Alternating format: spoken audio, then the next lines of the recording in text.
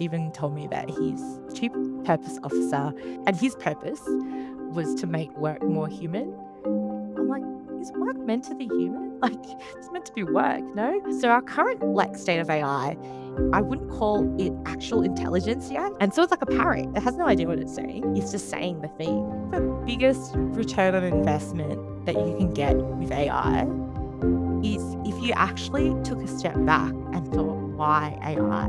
The why is not AI. Your problems and your problems that you have, that is the why.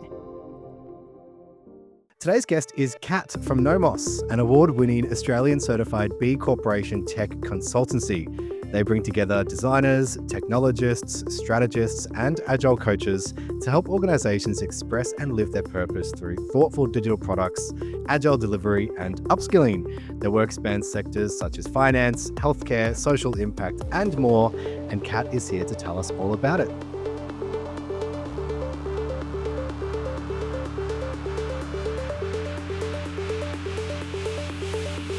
So Kat, welcome to ROI from AI. Hi, Brad. It's lovely to be here. I have to say I have a morbid fear of podcasts, so you and the audience will have to bear with me. Okay, boo. Don't want to scare you too much, but you'll be fine. I'm really excited by the work that you do at Nomos, but I'd love to know how you joined Nomos and what your current role involves. So I've known Nomos for quite a long time. The founders came up with Nomos as in a rolling stone gathers no moss, yet attains a certain polish. So James and Stephen founded the company about, I guess, 11 years ago, so a bit over a decade. And back then, Stephen, James, and I had bumped into each other, and Stephen had told me that he is the chief purpose officer of a company. And I thought, wow, that is a very strange title. I wonder what that is all about.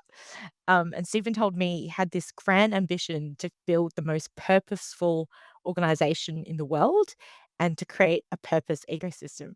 And again, I was like, interesting. um, those are very interesting words, but what does it actually mean in practice? And I have to say for the audience that I'm an environmental engineer by training. And so my engineer brain is very critical. It's constantly assessing what people are saying. And I was like, oh, that's really interesting, but I don't understand what that means. Like, work is work. Why mix it with purpose? And what is purpose, actually? And so I've spent many years asking Stephen many, many questions and also hanging out with his co founder, James, who is a brilliant software engineer. James is very humble and a very, I would say, happy go lucky and very peaceful kind of guy. He's also, for those who don't know, a uni cyclist. So that's how he gets exercise in. And James is one of the best engineers I've ever met in my life. He is very thoughtful in the way he builds. And yeah, James, when I met him, I wanted him to adopt me actually as his sister because his father is a pilot. And I discovered that if you're a child of a pilot, you get to fly for free for your entire life. So that's kind of how I know James. And yes, just James and Stephen founded this really interesting company, and I wanted to know more about it. I wanted to understand what purpose meant. And they said to me, the reason they founded the company is they were working in technology and they were both really leaders in the field at a pretty, I would say, early age in their career. They were both working at a technology consulting company, and they were really senior. And at that time, James had developed and worked on many large projects, including like the BPay application. So bringing BPay to Australia. He worked on Aussie home loans and building a lot of their IT infrastructure. And Stephen was an agile coach and had built agility practice. He'd worked at the Commonwealth Bank and many other kind of financial institutions and done some pretty incredible projects. And both, I guess, Stephen and James, they worked at the same company. They would come together and have lunch and talk about the kind of projects they really wanted to work on. And they both really wanted to work on this project for a very unique client called Aurora Foundation. And for those who don't know, Aurora provides scholarships for Indigenous students. Um, and Aurora was facing a problem, and their problem was not enough students were applying. And as a result, yeah, they were going to lose some of the scholarship dollars because students weren't applying. And Stephen and James were like, we can solve this. You can build an online platform and you can get this out there, and we want to help you solve this. And so they got together and said, let's do a pitch to Aurora. And they did all this work, and they were really excited to do the work, and they took it back to the consulting company they were working for, and it wasn't greeted with all open arms. And in fact, they were told, you can't work on this. And even though it was a client that was willing to pay in a project that was pretty incredible, and it was really aligned to both Stephen and James' purpose, which is to build technology that does good in the world.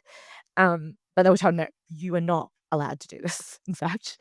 And so I think on that day, they decided to quit, and they decided to build a different kind of company, a company where employees can pick the projects that they want to work on and build the kind of work they want to build. And so they said, oh, if we could redesign consulting, what would it look like? And on that day, Nomos was born. And so the first thing they did, which kind of really set the scene or the vibe, I guess, for Nomos, Mm, was they gave it a different kind of name. And so instead of naming it, you know, something IT or naming it after two dudes' surname, um, they decided to call it um, Nomos, which is really named after a thousand-year-old idiom that goes like, as I said earlier, a rolling stone gathers no moss, yet attains a certain polish. And I guess the polish, and it's really open to interpretation, but in my interpretation, it's about, I guess, a continual movement and the dynamic nature of the world, and how, in that continual movement that you actually can grow, and you can take on different parts of the world, and you can attain a little bit of polish. And for me, I think polish isn't just, excellence or building things that are great, but it's also building things that are really useful and solve an actual problem for people. Um, and so, yeah, I think it actually was pretty confronting the first time I met Stephen and James and heard about this, because I just had never known that that's what work is for. Like, work is for the pursuit of your own purpose. And I kind of freaked out because I was like, I don't think I have a purpose. I mean, I'm an environmental engineer by training. And so I always wanted to understand how natural systems work. And I probably spent about 2 decades of my life trying to scale technology and get it to work. But I never thought of that as my purpose. I thought of it as essentially, and something that I'm interested in and something I'd like to see done. But yeah, meeting them made me really think about purpose and really think about people, actually, which kind of brings me to my story about Stephen, which is that, yeah, Stephen told me that he's chief purpose officer, and his job and his purpose was to make work more human. And I think that is the very essence of what attracted me to Nomos. So at the time, and this was like 10 years ago, so before the days of, you know, working from home and work-life balance, and, I think I tell a lot of my team members, early in my career, I'd feel really lucky if my managers weren't yelling at me or, like, throwing a book at my face. And that was, like, a very valid way of giving feedback back in my day. So for someone to be like, "Oh, I wanna make work more human," I'm like, "Is work meant to be human? Like, it's meant to be work, no?" And so, yeah, I think I might have recounted this story to you, earlier, Brad, but, to share with you again, when I met Stephen, I worked at the National Science Agency, the CSIRO, which is a beautiful company, like a national treasure. It's a 100-year-old organization that really supports Australian industries like science excellence. And yeah, it's an incredible company. And, you know, as I said, 100 years old, like I think $1.2 billion kind of program of projects and um, 5,500 scientists at the time I was there. And we were known for things like inventing Wi Fi, for example. And so, yeah, really, really incredible company. And I really loved working there. But I never thought like we needed to make the workplace more human until this moment that happened in my career, which is I was in the office and we are going through a bit of a transformation at Saro, and the leadership team had made a strategic decision to really um, kind of change our office space and move us all into essentially open office, open plan. And we previously had these luxurious, I would say, offices with, their own bookshelves, their own kind of meeting area, and their own like little lounge areas, which I often said kind of look like madman chairs. I don't know, seen the series Mad Men, but the furniture was pretty swish. Um, and yeah, so everyone was moving, and I was pretty much really bought into this because I was like, oh, we're going to save all this money, and it's going to be really great. And it's fine. Like, we'll just be working closer to each other. I didn't see the problem. There were lots of scientists and lots of people in the organization that were really saddened by this move. And a lot of people said that this isn't a good move for us as an organization. It's really difficult. And I honestly didn't really get it. And so I actually volunteered to be part of the first cohort that would move. So I gave up my office and my Mad Men chairs. And I moved into what was like, I would say a one by one cubicle with that, that really exciting gray, like, you know, wall that they put up. I don't know where they buy it from, but every, open plan office has this dark gray wall. I mean, think Severance if people watch that show. Yeah, so that's what I was moving to, and I was kind of super excited about it. And it just so happened that week I was also attending a protest with some of my friends. We were protesting the freedom of chickens. And again, for people that don't know, back in my day, you couldn't really get free range eggs, and all eggs were caged. And so we had to actually hit the street and protest to free chickens from cages. And my friend told me all these statistics about, how chickens are in this, tiny A4 like sheet and they squish lots of them in. And it's actually like really horrifying. Um, and I was like, yeah, we should free the chickens. And I'm making all these placards. And then I stand up at one point, I'm just holding up the sign, and I realize, oh my God, I work in an A4 sheet of paper and I work in one of these cubes, and I've just volunteered for all of my scientists that I work with to move into cages, essentially. And that's when Stephen's make work more human thing really like soaked in with me. And I was like, oh, this is a thing, we should make work more human. And we should think about every single decision we make as a workplace to make sure that it is human, you know? And because we spend so much of our time fighting for other species, for other rights. And I think we should think carefully about how we craft things for humans. And yeah, that was the first time I was like, Stephen, let's share notes, you know? Um, and yeah, I think it's really, really super noble, and quite innovative what the team at Nomos which have been trying to do and are doing. And, after doing a few different things, like, um, including like, working on commercializing science and technology at the CSRO, working on climate modeling and climate data, and then working with startups and scale ups. I spent some time at Nadalytics, which is another really incredible company. Um, Developing human behavioral data for city makers, and then also working with a state investment fund that was looking at investing in technology, which in fact is probably where I met Andrew, um, the from SMEC AI and the team there. Um, I kind of was at a point in my career where I was like, I actually want to work for a place where I can make work more human and I can pursue my purpose. And it took me a really long time, I have to say, Stephen and Jess. It took me about like, I guess, a bit over 15 years to think like, what is my purpose? What do I want to do with my work day?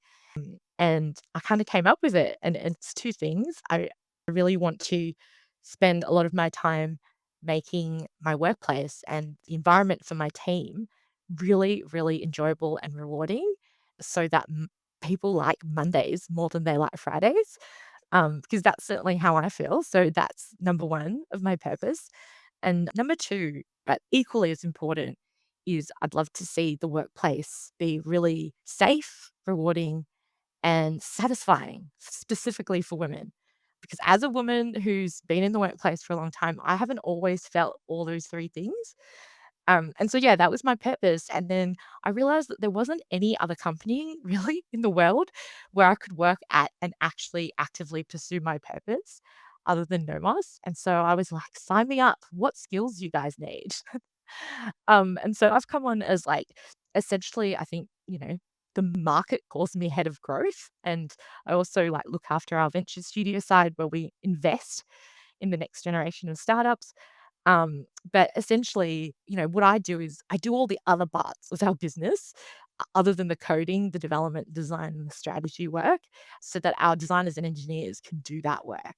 So I have the privilege of doing all the, I guess, like customer facing work where I get to meet people and learn about the problems that they face. And then I get to connect them with the right skills. And so we can build the right projects. And I also have the privilege of making recommendations to our board in terms of what companies we should invest in and to build out that kind of investment side of the business. So sorry, Brad, an insanely long answer. I hope he edits some of this. No, To that's your okay. question, Look, Kat, what do you do? very thorough. No, I love it because I'm the same, and I feel like we need the context. And look, a thorough answer just means it's a thorough interview. And I love this humanist approach that Nomos has. And it's a really embedded ethos, it sounds. And it's clearly working because you've got a slew of awards, a couple being the Good Design Award for Digital Design and Social Impact, and the Anthem Award for Best Use of AI. So I think it's a testament to having this human and social change approach is good. And it's not just about the dollars and cents. But I'd love to know, you referenced a few examples there, but is there a use case that you've found in your work that really resonated and a project that you're really proud of? Yeah, I mean, I have to say, I feel really fortunate. I'm really proud of a lot of our projects, but I think as you referenced the Good Design Award, I want to do a huge shout out to our Chop Out team, which is the team that actually won that award. And the funny story, Brad, is we applied for one award with Good Design and they gave us two. So we actually only applied for we didn't even apply for the social impact award and they just gave it to us. So it was really lovely of the judges who reviewed the work. And honestly, it's always such a privilege to be recognized by industry and, folks that, have a lot of understanding of good design, like the Good Design Award, like committee and their team. I have a lot of respect for the work they do. And it was yeah, it was we actually didn't really go into this expecting to win any awards. I think we went in with, rolling up our sleeves to really solve a huge problem that we saw.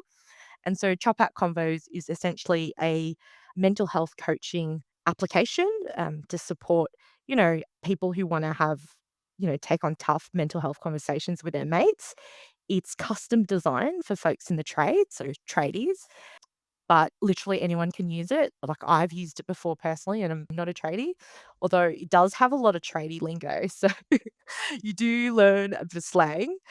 But yeah, the reason we built it is actually a pretty sad one, and I mean, content warning for anyone who wants to take a pause. Um but yeah, in 2022, I guess post-COVID, we came across some pretty startling statistics. The first being, and I believe this was released by the ABS, that folks in the trade were, I think, 5 times more likely to take their lives or injure themselves as a result of suicide over a workplace injury, which in my mind is such a strong and powerful statistic because I've always thought of my job as being much safer compared to a construction job or a job of someone in the trade who has to move around, who has to build things and, create and build the brick and mortar that makes up, our cities. Um, so I've always thought that that is a dangerous job, compared to mine. And yet people are, 5 times more likely to take their lives. And a lot of the research around this, takes it back to a mental health kind of trigger or a mental health kind of challenge. And so we really wanted to do something about it. And we had met with IPC Health, which is a community health centre that services the Western District of Melbourne, Victoria. And they also had come across, this statistic, and they were very concerned about mental health for the communities that they served. And yeah, in one of our innovation sessions, there was an idea that's like, oh, we know that we don't have enough clinicians to service everyone. What if we could use the power of AI? And this was like 2022. So OpenAI did not exist. Our conception of AI was essentially Siri. And so, it was earlier time. And in fact, when the team told me about this, I was like, "Hells no." Like, I was like, "I don't know if AI and mental health is like a good pairing." It's a really high risk space, and I'd been doing some light reading about AI and like hallucinations, and particularly with large language models, that they were really, like not they weren't sentient, like, wasn't giving actual insights. And so yeah, like I think there was I was quite concerned about this. And we were thinking very carefully about how we would implement AI. And so I have to say I'm a convert because the team took a very human-centered design approach, and so we actually, um, applied a methodology called the design sprint. And even before then, we did a lot of user research, so we partnered with several trade schools out in the Western District and actually tested with tradies and try to understand the depth of the problem. And so we made some pretty interesting discoveries, and I think those discoveries is what kind of won us that industry recognition in terms of how we built it. But the original conception of the tool would be, and you'll have the same cringe as I did, which is that we thought, okay, AI, maybe it could be two mates having conversation, and then there would be this magic genie AI that pops up, kind of like, I don't know, those who were born in the 80s slash 90s, Clippy from Microsoft Word. Yeah, kinda like Clippy would jump up and give really helpful advice on mental health conversations and how you might go about them. And I was like, "Oh, I don't know, guys." And in fact, the all the participants that we used to test this with had the same reaction. And so we learned very quickly that, the thing with AI is, there are certain like, there's a certain use cases of AI that people are, really open to, and certain use cases that people are not. Like, for example, having an AI listen to an intimate conversation, people are not for that. And this was, again, before the days of having an AI listen to our Zoom conversation, for example. You know, these days it might have evolved. But yeah, back then it was a definite no-no. And um, but the really interesting thing, and this is why I'm such a huge advocate for human-centered design and user research, the really, really cool bit of insight that we gained was actually most of the people, I think the research showed about 90% of the folks we interviewed actually wanted to have a mental health conversation, 90%. Then a really high number, somewhere close to 80 and 90, also said that the biggest reason they didn't have the conversation was because of confidence. And as a result, we were kind of like starting to conceptualize some sort of coaching, some sort of confident building mechanism.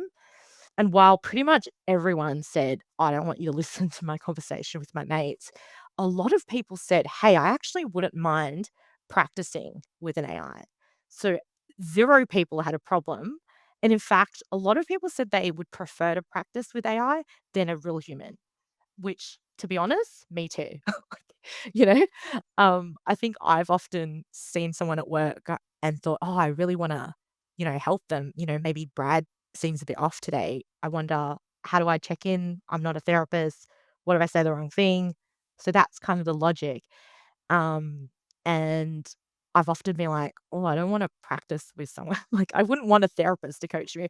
I'd kinda wanna, like, practicing with an AI. That's kinda cool. No one gets to see what I just said, and then this AI is helping me get better. And so that's essentially what we build, and that is what Dropout is. And I think, the water side, I think the thing that I'm most proud of that piece of work is that of all the people that use the application, um, pretty much 100% said, I often can't say 100%. The team's like, no one will believe you.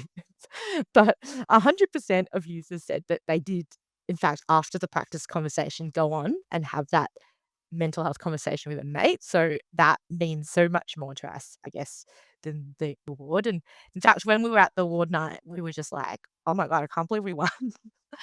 And the other thing we were saying is, I wish just more people knew about this. And so for the last, I'd say about 12 months or so, Elise is from my PC Health. She's the head of innovation there, and she's the champion behind this project. Her and I have actually been going out and doing a lot of outreach with trade organizations, folks like TAX, who again provide really incredible mental health services for folks in the trade, and folks like Are You OK? Um, I also have to do a huge shout out to Movember because the whole project was funded under the Social Connections grant by Movember. But yes, that's what all Elise and I have been doing is just trying to get people to use it and hopefully to benefit from it. And yeah, we make no money from it. It's free, it's online, but we'd love for people to use it. But yeah, that's a piece of work I'm incredibly proud of. And we had some really incredible designers and developers on it. I mean, a huge shout out to Paul Tran, our lead developer on that. Um, Amy, who I think is traveling through Berlin possibly now. Michael Smart, who did a lot of the design sprint work in that on that project. Hugh, who I believe is pursuing his purpose to be a rock star. Hugh might be putting out a single sometime soon.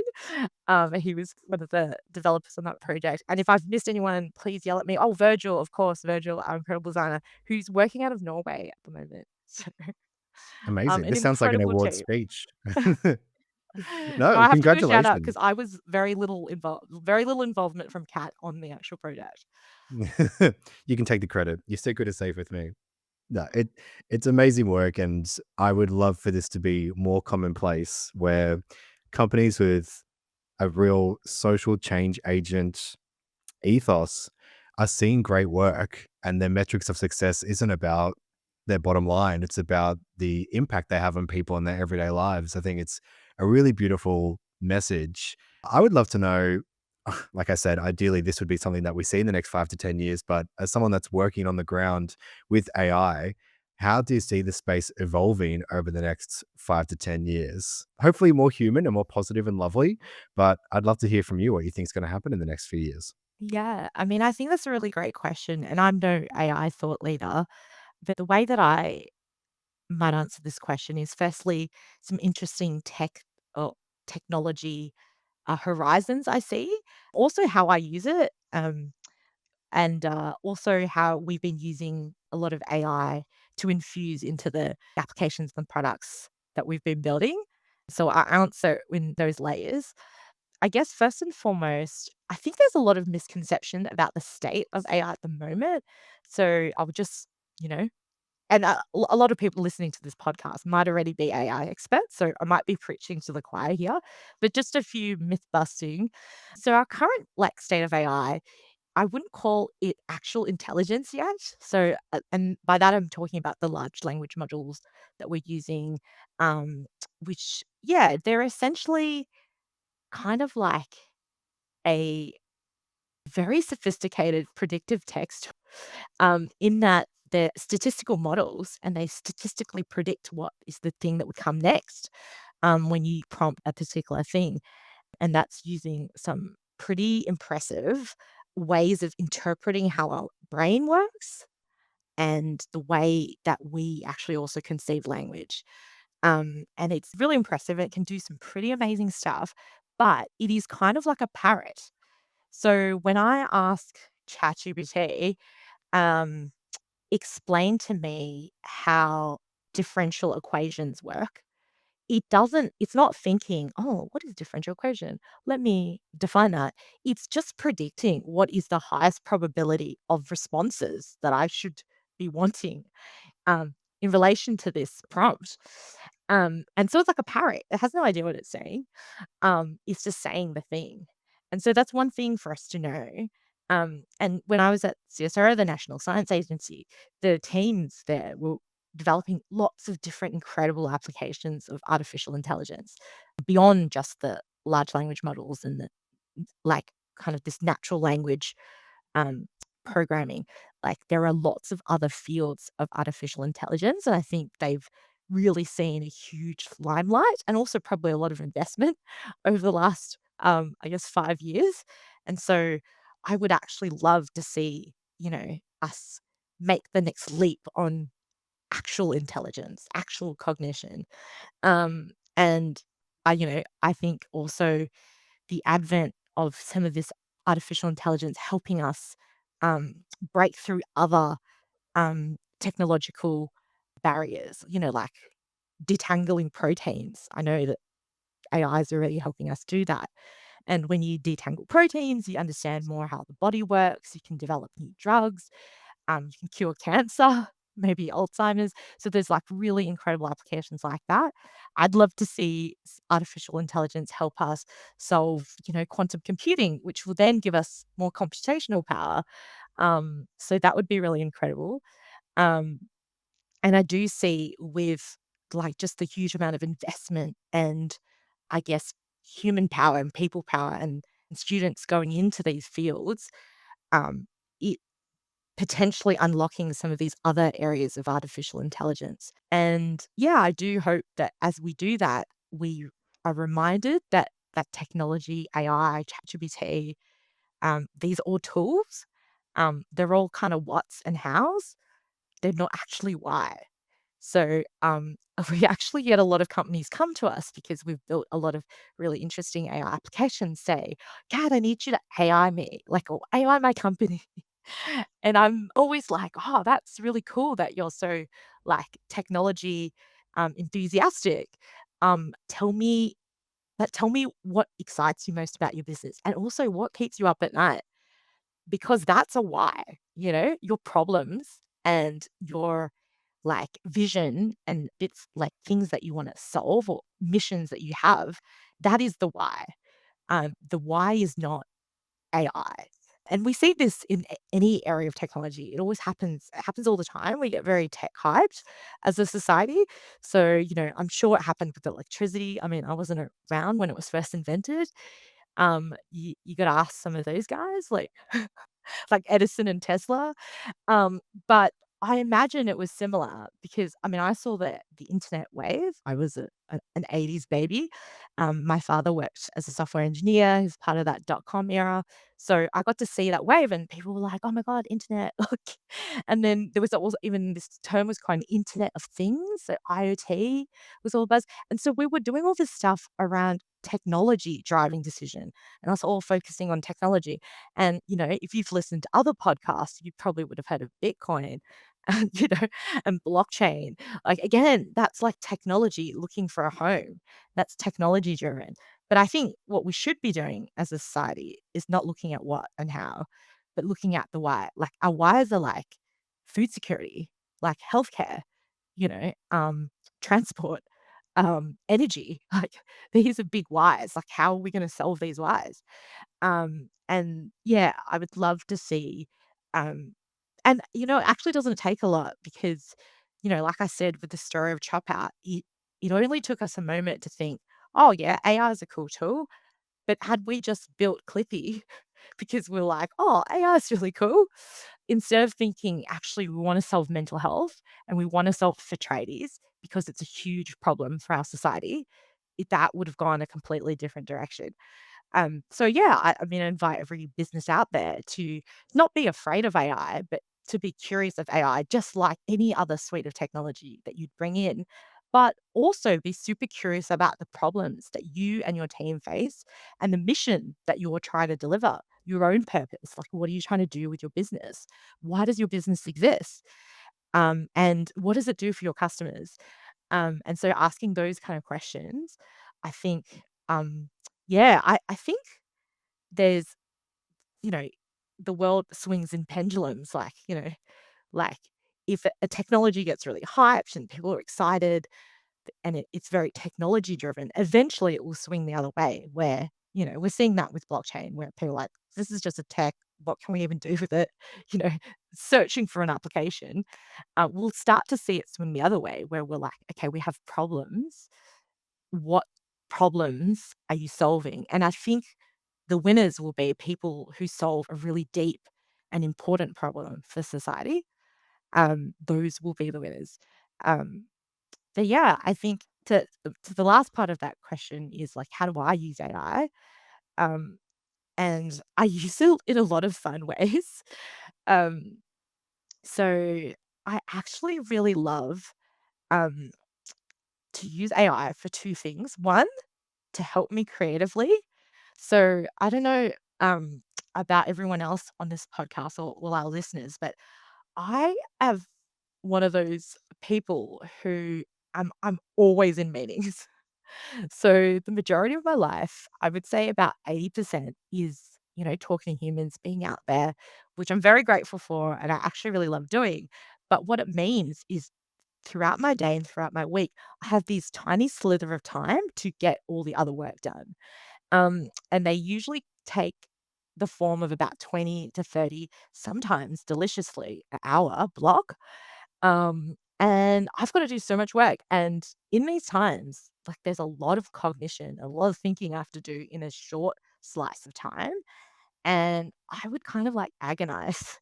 Like prior to having a lot of these AI tools, I would really agonize. I would agonize over like every email that I write. And, I don't like to just templatize and send everybody an auto reply. I like to really personalize all my emails. And so I do a lot of that. And I think before the advent of AI, I was just super busy. And so the way that it's really helping me is um, I'm starting to use a lot of like transcription. In fact, my team and I have done this really fun exercise where we're using human centered design to look at my job. And we've done a service blueprint, which is a design tool to like look at the full journey or landscape of my role day to day. And we've looked at like where is the opportunity? What are the things that I intentionally want to automate? And what are the bits I want to keep?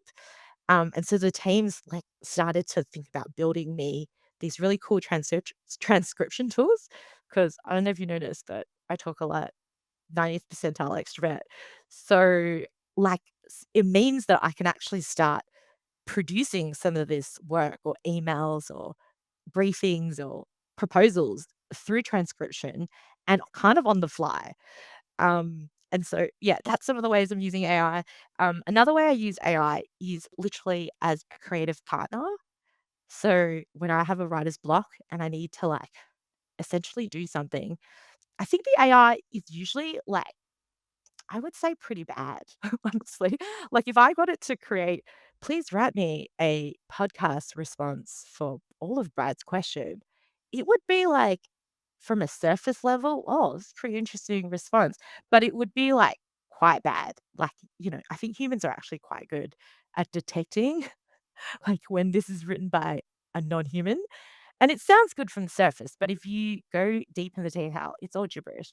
But the thing I love about that is it turns on my executive editor brain as opposed to my execution doer brain. And sometimes I'm exhausted. My doer brain's like, can't really switch on, but I feel like my executive brain is on all the time because I'm editing, approving, making executive execution tasks all the time. So that part of my engine is actually quite well, well oiled. And so what the AI does is it kind of produces semi rubbish and then I can edit. And I actually love editing. So yeah, these days I can't really create like a producer anymore. I'm more of an editor. And so yeah, it's really helped me. I have a lot of like creative jams with my pretend intern who is multiple. I'm a huge fan of multiple different AI applications, but I have to do a shout out to Perplexity because I really do like her. I think she's really cool. Mm. Oh, Um, we love all AI applications equally here at ROI from AI. I do want to interject slightly and yeah. just wrap this up with a question that I ask every single guest, and I would love it if you could distill it into its purest essence. But this is a business podcast, so I will ask you, Katz, what is your biggest tip for a return on investment using AI? Yeah, I think the biggest return on investment that you can get with AI is if you actually took a step back and thought, why AI? Like, I think, and then you might discover it's actually not AI that you need. But yeah, if you take a step back and think, wait, why am I curious about AI? For me, it was because I'm time poor. Um, and then you think, why are you time poor? And for me, when I mapped that out, there were very specific reasons why I was time poor. And then what in that time poorness did I want to keep? Right? And what did I not want to keep? Right? And then look at really the AI and the automation part on the bit that you don't want. Um, yeah, because I think what I discovered when I did that work was that actually there's a bunch of stuff that AI could do, but I actually didn't want it to do. Like, I actually didn't want AI to edit. I wanted to be the editor. I actually don't want AI to go to meetings for me. I love seeing people. I love being on podcasts and getting to meet folks like you, Brad, and getting to admire views. I mean, listeners can't see this, but you're really quite lovely moustache. Human But yeah, moustache, not AI moustache. This is yeah, real. human groomed and Yes. human grown. Mhm. But yeah, that would be my biggest advice. Like, to get the return on investment, you have to know why. Why are you using AI? And if you know that, then you're definitely going to get return. And we've worked with organizations who honestly have scaled and supercharged their team, like you know, essentially transforming things that would take months for their teams to do into literally hours. So you can do the maths on that return on investment. Um, and yeah, we also working with some really innovative, incredible female founders. Shout out to Bass and Dina, who are looking at how they might use the power of AI to support healthcare and to transform that industry and make it easier for people in that industry, which is quite labor intensive, and it's quite difficult work. Um, and how might we revolutionize some of these industries and take away the bit of labor that we don't want, so that we can be on more podcasts, we can read more books, we can go for more walks. One of the cleverest AI experts I know, Dr. Li Minju, who I had the privilege of sitting next to, he was like my desk neighbor at CSIRO.